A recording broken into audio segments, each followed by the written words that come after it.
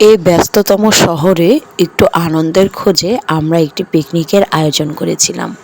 সেই পিকনিকের ভিডিওটি আজ আপনাদের সাথে শেয়ার করব রেসিপি সহ। চলুন ভিডিওটি দেখে নেওয়া যাক। রেসিপিগুলো তৈরির জন্য প্রথমে আমরা বাটার মিল্ক তৈরি করে নেব। এই জন্য হালকা গরম পানিতে কিছু গুঁড়ো দুধ দিয়ে দিলাম এবং দিয়ে ভালো করে মিশিয়ে নেব। তারপর তার ভেতরে সামান্য পরিমাণে লেবুর রস দিয়ে নেব। অপরদিকে আমার ছাত্রীরা কোটাকাটি করে নিচ্ছে, কেউ পেঁয়াজ কুটছে তো কেউ ডিমগুলোকে সাজিয়ে নিচ্ছে এবং কেউ কাঁচামরিচগুলো বেছে নিচ্ছে এবং পরবর্তীতে এগুলো সব আমরা কেটে নেব। যারা যারা চ্যানেলটিকে সাবস্ক্রাইব করেননি তারা অবশ্যই চ্যানেলটিকে সাবস্ক্রাইব করে পাশে থাকা বেল আইকনটিতে ক্লিক করে রাখবেন, যাতে পরবর্তী ভিডিওর নোটিফিকেশনগুলো অনায়াসে আপনাদের কাছে চলে যায়। আশা করছি চ্যানেলটিকে সাবস্ক্রাইব করে পাশে থাকা বেল আইকনটিতে ক্লিক করে রাখবেন এবং কমেন্টসের মাধ্যমে আমাদের জানাবেন আমাদের ভিডিওগুলো আপনাদের কাছে কেমন লেগেছিল। আমাদের কাটাকাটি অনেকটাই শেষ।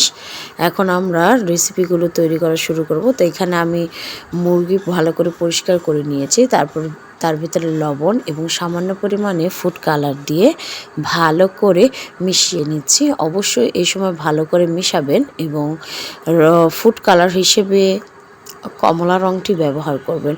অপরদিকে আমাদের ডিমগুলো সিদ্ধ হয়ে গেছে। এখন ডিমগুলোকে ওরা সবাই মিলে বেছে নিচ্ছে।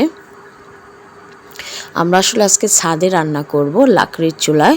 তো আমরা ছাদে চলে গেলাম। তারপরে আমরা পরিমাণ মতো তেল দিয়ে দিলাম কড়াইতে। তারপর যেই ডিমগুলোতে আমরা হলুদ মরিচ মাখিয়ে রেখেছিলাম সেগুলো নিয়ে আসলাম এবং সেগুলো ভেজে তুলে নিলাম। তারপর হচ্ছে একে একে রোস্টের জন্য যে লেগ পিসগুলো নিয়েছিলাম সেগুলোকে আমরা ভালো করে ভেজে নিয়েছি।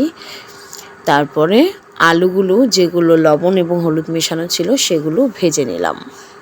এগুলো ভাজা হয়ে গেলে পেঁয়াজ বেরেস্তা করে নিলাম। তারপর সেই ভাজা তেলের ভেতরে আমরা পেঁয়াজ বাটা দিয়ে দিলাম এবং তারপর দিয়ে দিলাম আদা রসুন বাটা। তারপর সামান্য পরিমাণ লবণ দিয়ে একটু কিছুটা সময় কষিয়ে নিলাম। কষানো হয়ে গেলে রাঁধুনি রোস্টের মশলা দিয়ে দিলাম একটি।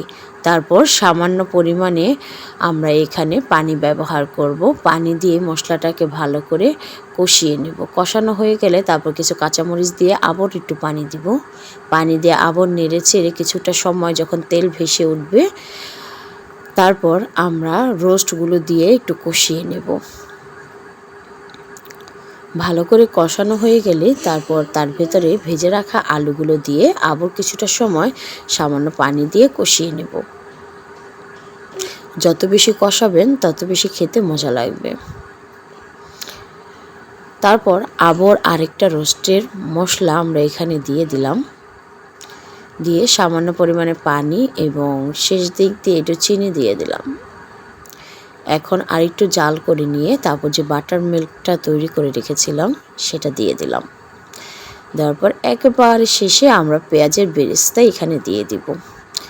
আমাদের রোস্টের রেসিপি রেডি হওয়ার পর আমরা পোলাওতে চলে আসলাম। তখন গরম মশলা এবং পেঁয়াজ তেলের ভিতর ছেড়ে দিয়ে কিছুটা সময় ভেজে নিলাম।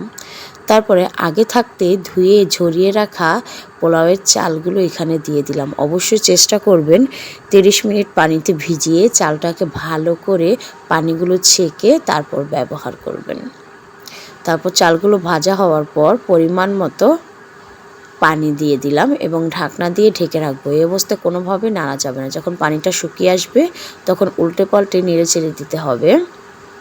দিয়ে কিছুটা সময় দমে রাখলেই আমাদের পোলাওটাও রেডি। মাশাআল্লাহ আমাদের পোলাও খুব ভালো হয়েছিল এবং ঝরঝরে হয়েছিল। সুন্দর করে দমে দেওয়ার পর আমাদের পোলাও রেডি হয়ে গেছে দেখেন। তারপর অপরদিকে ডিম ভাজা, সাথে আছে রোস্ট আলু সহ। যারা যারা ভিডিওটি দেখেছিলেন তাদেরকে অসংখ্য ধন্যবাদ আমাদের ভিডিওটি দেখার জন্য। পরবর্তী ভিডিও দেখার জন্য অবশ্যই আপনাদের